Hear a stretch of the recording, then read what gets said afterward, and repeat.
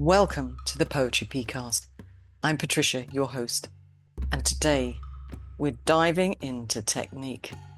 But wait, don't run for the hills just yet, or even the mountains. This isn't a dry lecture. We're doing technique the Poetry Pea way, through the lens of rich, inspirational poetry. And I think we're in for a real treat today because we're in the company of John Wills, a master of the short form. Wills was an American poet who lived from 1921 to 1993, leaving behind a remarkable legacy of poems and books. I'll introduce you to his work, highlight some of the techniques he used so beautifully, and of course, read some examples that might just change the way you write or read poetry. You can find out more about John Wills by following links in the show notes. And of course, Google is your friend. If you enjoyed this episode or any of the work we do here at Poetry Pea, there are a few ways you can support us. Become a member and get exclusive content. Buy me a coffee to help the podcast running.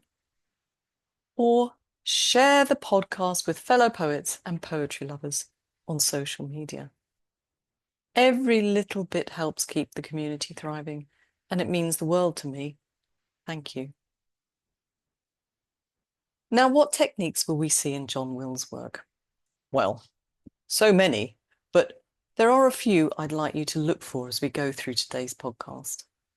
His use of the season, how he breaks the lines and how that develops through his work, the rhythm and the language of his poetry, the way he lays out his work on the page. And for those of you listening on audio, there is a YouTube version with slides. His understanding of the space, how he masters the use of repetition, the use of techniques employed by the masters, like the use of colour that Buisson with his artist's eye was famed for, the symmetry of his poetry, and the use of sound. But you can broaden that idea out and write haiku which utilise all the senses. Let's explore how these come to life in haiku. Stay with me. You won't want to miss a moment. And if you're inspired, don't just sit there like a soggy old shortbread. Head over to YouTube and have a go at our monthly video prompt. Pop your poem in the comments. It's the only way to submit, so please don't go sending me emails. And if you're listening in real time, it's a special occasion. Amy Watson is editing for the first time. Be a love and shower her with poetry. And of course, if you've turned up fashionably late, no shame. We've got a submission diary on the website to keep you in the loop. And please, for the love of haiku, read the criteria before you submit. We hate rejecting poems. It makes us all a little bit weepy and cross and in need of a strong cup of tea and far too many chocolate digestives. Right. Let's start with a few of John Wills' early poems. Ones that really made me stop and think. And if I'm being perfectly honest, some of them are, now how do we say this politely? Awful. Yes, truly. A couple might even make you wince. But don't run off. Stay with me right to the end because something rather wonderful happens. Trust me, it's worth it. In the fairy gardens, ghosts of the nightingales sob for Rapunzel. In the fairy gardens, ghosts of the nightingales sob for Rapunzel. Now, is this a haiku? Well, I don't think so. It's got no seasonal reference. And even if you don't believe that seasonal references are necessary, well, it's not about nature really either, is it? Maybe it could fall into sort of the fantasy genre. And then, of course, there's the small matter of anthropomorphism. That's when we give human thoughts, feelings, behaviour to things that simply aren't human. You know the sort of thing. Nightingales sobbing for Rapunzel. Lovely imagery, perhaps, but not quite grounded in reality. I've got another example of this in a minute.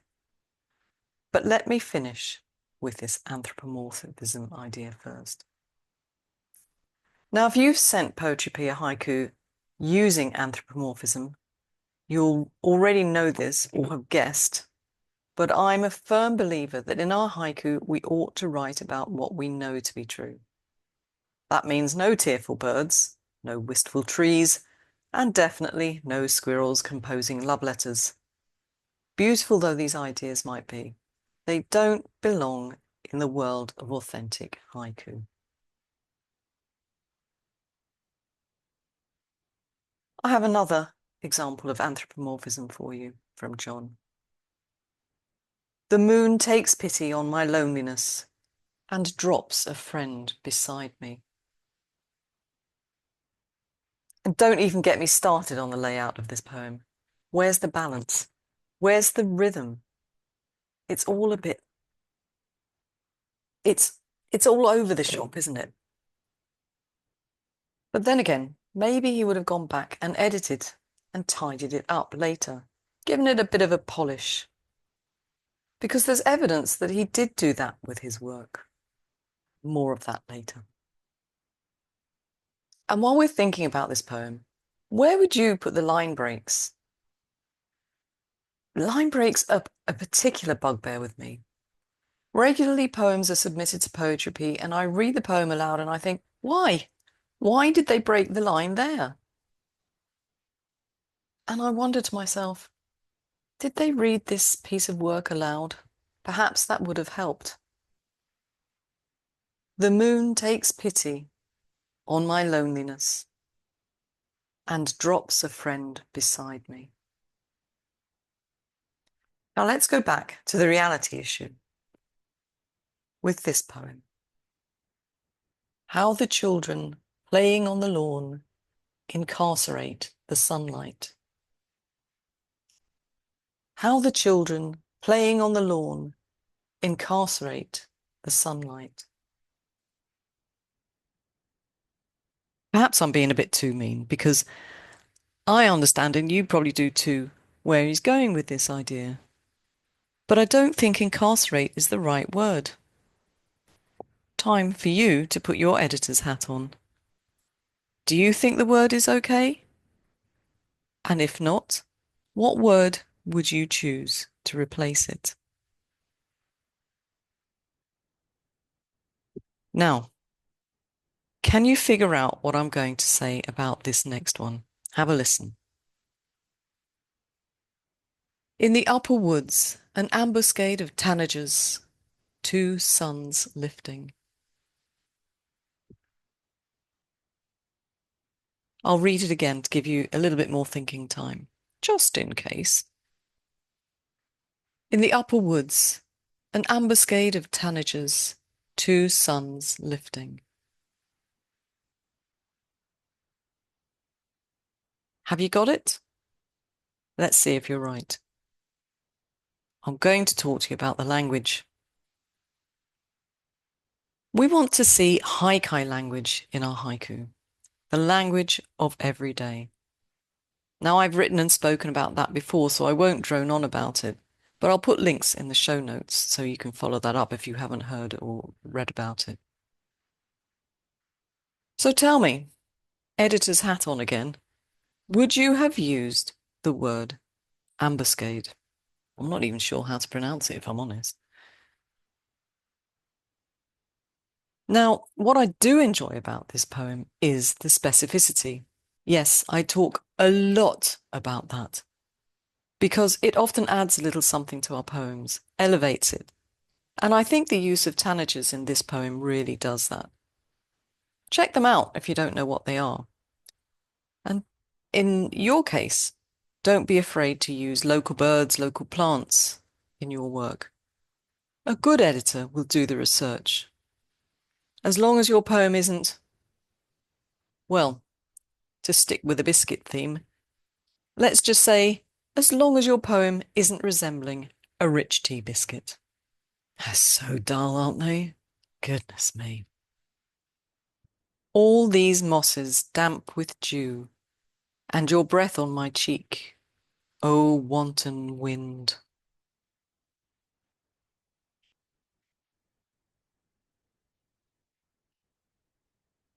This is a typical mistake that folks new to writing haiku make. Maybe you've seen this. One of our editors, Lev Hart, tells me this is rife on Facebook.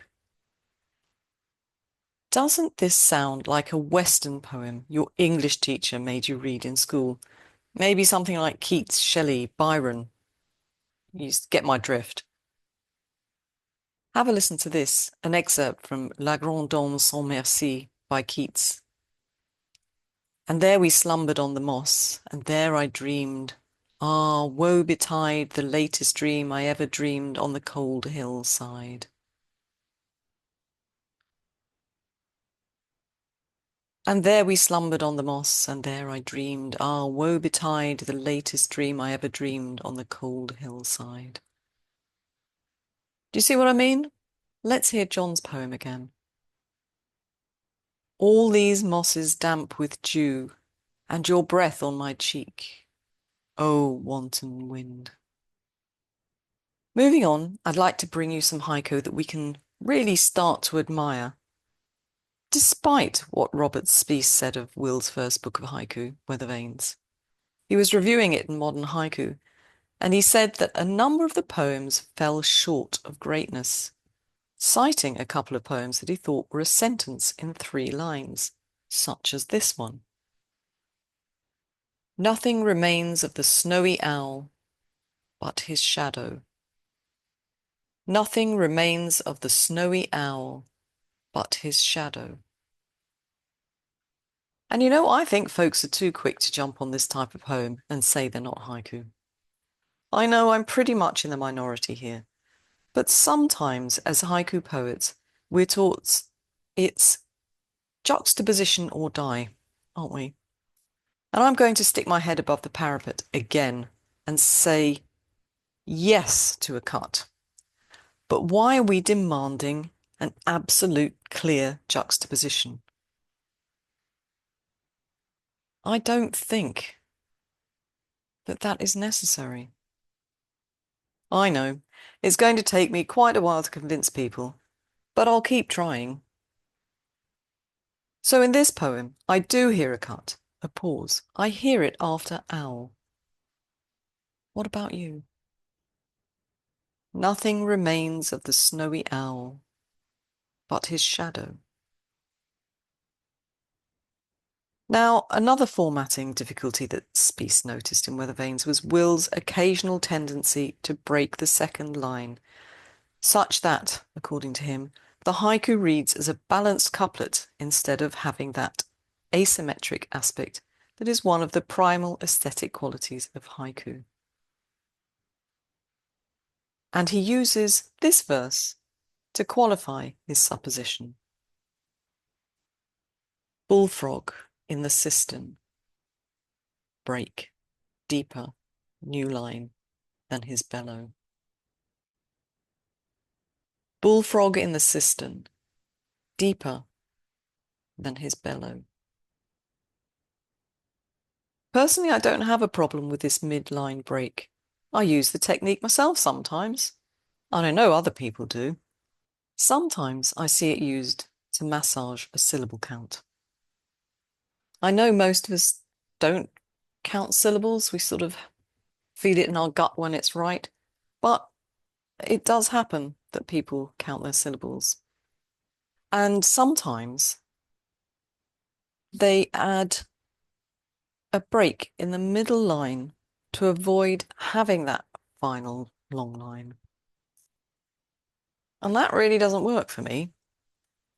The break must make sense. And in this instance, deeper, which is on line 2 after an ellipsis, works as both part of that line and the following one. So I'm happy with this break. What do you think? Bullfrog in the cistern, deeper than his bellow. Weather Vanes was also reviewed by Canadian journal Haiku by Eric Amann. And forgive me if I put my little policeman's hat on again, but he also wrote the introduction for the book, I believe. So, no chocolate wafers for him. Don't think that was fair. Anyway, he remarked that Wills writes haiku with a free and natural rhythm, far removed from the rigid artificialities of the syllable counters, adding, many of his images achieve the delicate colouring of Buson, and included this example as an illustration. Late winter dawn, between the snow and snow, the penciled woods. Late winter dawn, between the snow and snow, the penciled woods. And there are other examples of colour in Wills's work, like this one from Corn Stubble.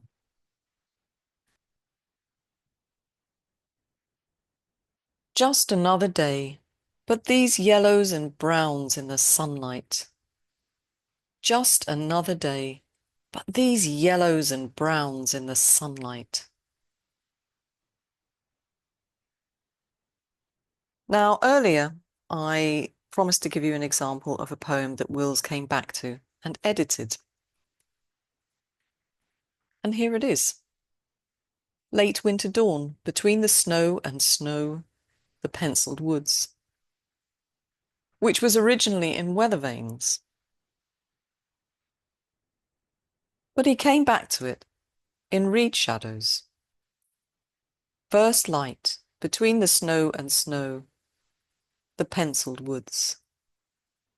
First light, between the snow and snow, the penciled woods. With experience, did Wills realise that winter in the first line was redundant, as the snow gives us the seasonal reference? Might he also have been influenced by the trend for minimalism? Which do you prefer?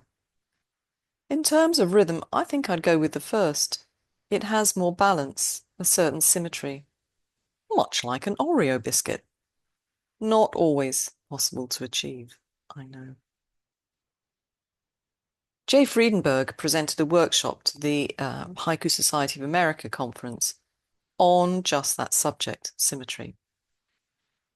He discovered that symmetric haiku won more awards than those which were asymmetric. If you're interested, I'll add a link to the show notes and you can check it out. I think that might put him and I in opposition to Speece. Must do some research on that.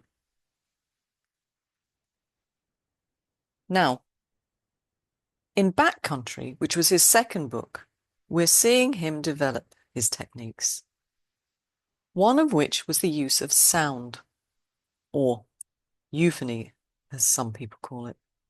Have a listen to this one. November evening, the faintest tick of snow upon the cornstalks. November evening, the faintest tick of snow upon the cornstalks.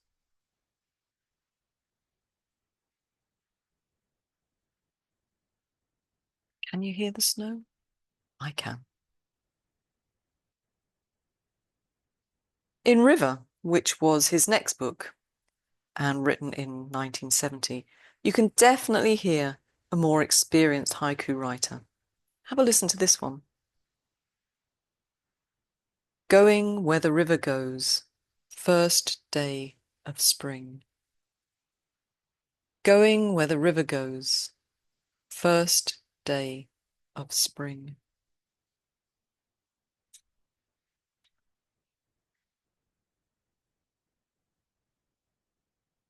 We can really see how Wills has left space in this poem. Something possibly he wasn't doing in his early work. Let this poem wander around in your brain for a minute or two. Savour what he's written.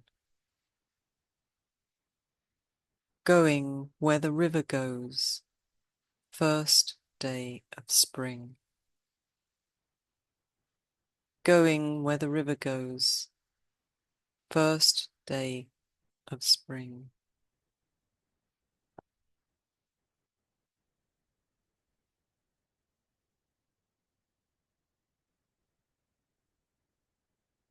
Again today, the river on its bed. Again today, the river on its bed. Eric Amann wrote the review of River for Modern Haiku, and he wrote this. Do not look to the poet for an explanation. Everything has been said in 6 or 7 words. The rest is already within you, waiting to be awakened. Let me read that to you again. Do not look to the poet for an explanation. Everything has been said in 6 or 7 words. The rest is already within you, waiting to be awakened. And I think this is one of the best explanations of leaving space in a poem for your reader that I've ever read. If you have other examples, do send them over to me. Wills was an experimenter. I mean, he was writing haiku for decades, wasn't he? So he's bound to have been. And we've seen that, he did things like adding breaks to the middle of his lines. He changed the looks of his haiku around, experimenting with indentation like this one. And again, the slides are on YouTube if you want to have a look. Flakes of snow stick to the wind a moment. And in this case, flakes of snow is heavily indented. Stick to the wind is not, and then a moment, which is the third line, is more indented than flakes of snow. So let me read that again and you can maybe imagine it if you're listening. Flakes of snow stick to the wind a moment. And I was wondering to myself as I looked at this and read it, does the indentation add anything to his haiku? And I wished he was around today so I could ask him why. Why did he do it? In this case, maybe he's mimicking the movement of the snow. What do you think? I'm on the fence as to whether we need indentation. He also played with the idea of time. How often are we told to reflect a haiku moment, to use the present tense? Well, I'm pretty much in the present tense camp myself. But what do you think of this idea? Wills showing us the continuation of event in time. Those mums beside the kitchen door. Our dog keeps piddling on them. Those mums beside the kitchen door. Our dog keeps piddling on them. Mums in this case being chrysanthemums. That word took me back a little. Anyway, getting back to the subject. Is this issue of time problematical? Does the abandonment of the moment preclude this poem from being haiku? And what of the cut in the second line? For those of you who can't see it, he's put a colon in after door and before our dog. Those mums beside the kitchen door cut. Our dog keeps piddling on them. I wonder if he came back to this one later and edited it. I know I've written something like this and spent time, so much time editing, whittling it to get the flow right, to stay in the present. Do you think he'd get that poem published now? Perhaps unsurprisingly, because Wills was married to Marlene Mountain for many years. He also experimented with one-line haiku. And don't worry, we'll do a deep dive into one-liners in the future, but for today I have a couple of examples. The sun lights up a distant ridge, another. The sun lights up a distant ridge, another.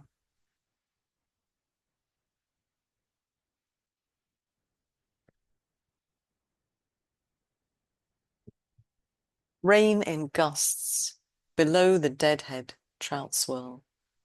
Rain in gusts, below the deadhead trout swirl.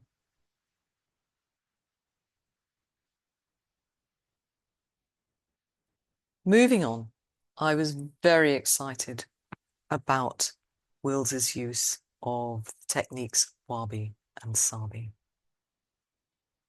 Let's start with sabi. What is it? Well, simply put, it's the expression of loneliness or melancholy without the overt manipulation of our senses. So, ideally, no deceased family members, for example. Don't you find them particularly manipulative of your emotions? I'm not sure that makes for great poetry. But let's hear a few from John. One by one the crows descending, autumn dusk. One by one the crows descending, autumn dusk. Abandoned barn, the faintest neighing of horses. Abandoned barn, the faintest neighing of horses.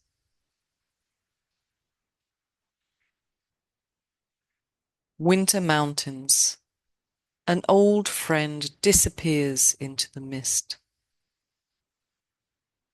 Winter mountains, an old friend disappears into the mist. Deep winter. All day long the mountainside in shadow.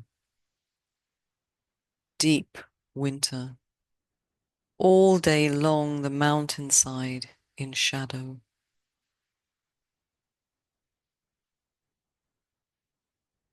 And now let's think about wabi. What is it? Again, just to keep it simple, because I've done work on this before and you can follow it up.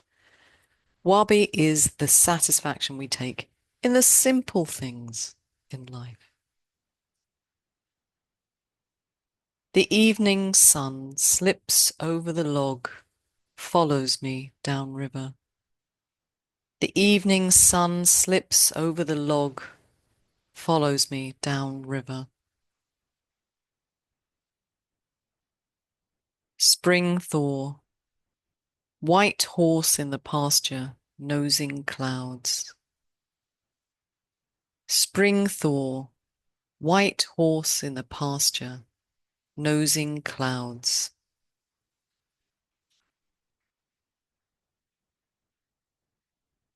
The moon at dawn, lily pads blow white in a sudden breeze.